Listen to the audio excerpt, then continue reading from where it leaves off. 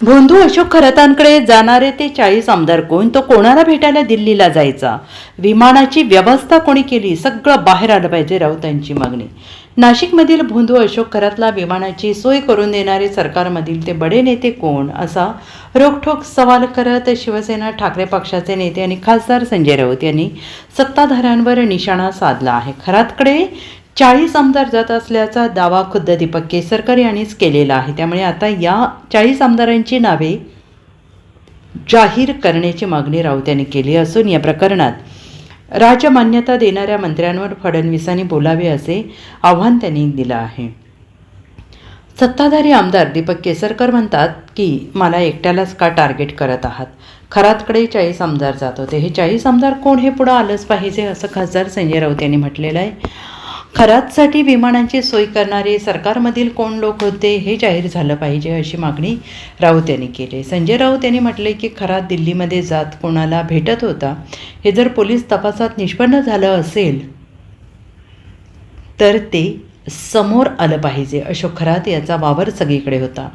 सरकारने त्याला राजमान्यता दिली होती. त्यांना राजमान्यता दिली ती लोक फडणवीस यांच्या मंत्रिमंडळात आजही आहेत.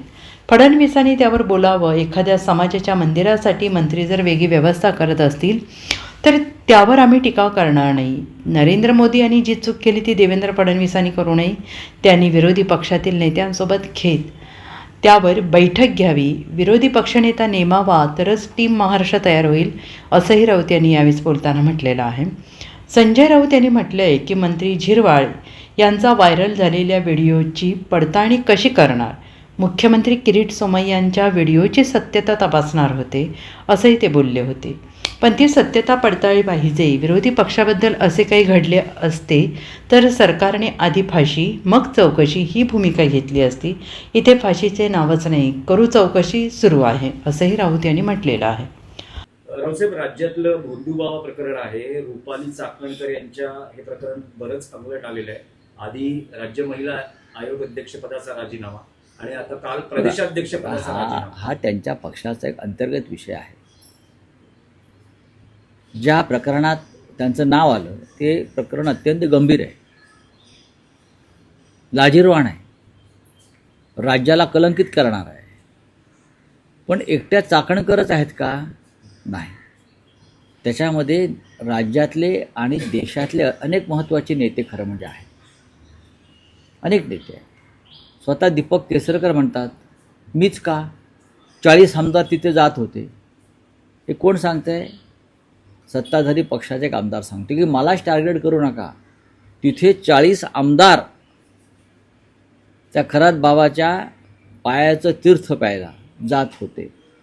आता हे 40 आमदार कोण हे देवेंद्र फडणवीस यांनी जाहीर केलं पाहिजे. तिथे जाणारे मंत्री कोण हे त्यांनी जाहीर केलं पाहिजे. खरात बाबासाठी विशेष विमानांची सोय करणारे सरकारमधले कोण लोक होते हे तुम्ही जाहीर केलं पाहिजे.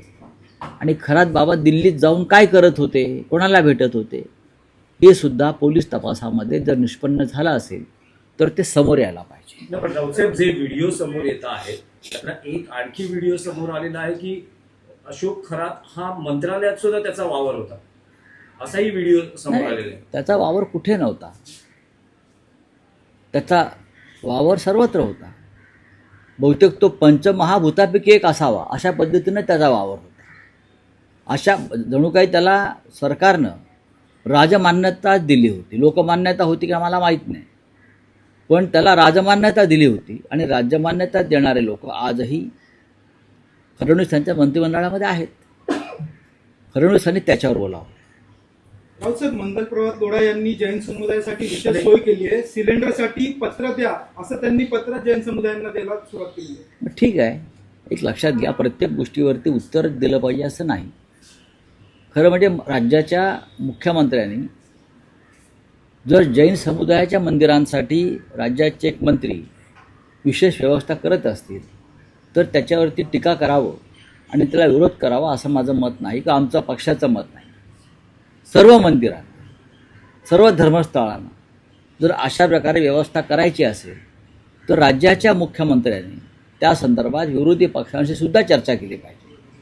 नरेंद्र मोदीने जी चूक केली करतायत टीम इंडिया आणि टीम इंडियामध्ये कोणच नाही, तसं टीम महाराष्ट्र तयार करून त्या टीम महाराष्ट्रामध्ये राज्यातल्या प्रमुख विरोधी पक्ष नेत्यांना घेऊन तुम्ही ही सगळी जी व्यवस्था आहे ती मार्गी लावली पाहिजे. कारण राज्यावर सुद्धा संकट आहे आणि त्यासाठी आधी देवेंद्र फडणवीस यांनी विरोधी पक्ष नेत्याची नियुक्ती केली पाहिजे. ती करताय का? तर तुमचा टीम महाराष्ट्र तयार होईल. विधानसभेत आणि विधान परिषदेमध्ये विरोधी पक्ष नेत्यांची नियुक्ती जर करणार नसाल तर कसे काय तुमची टीम तयार होणार?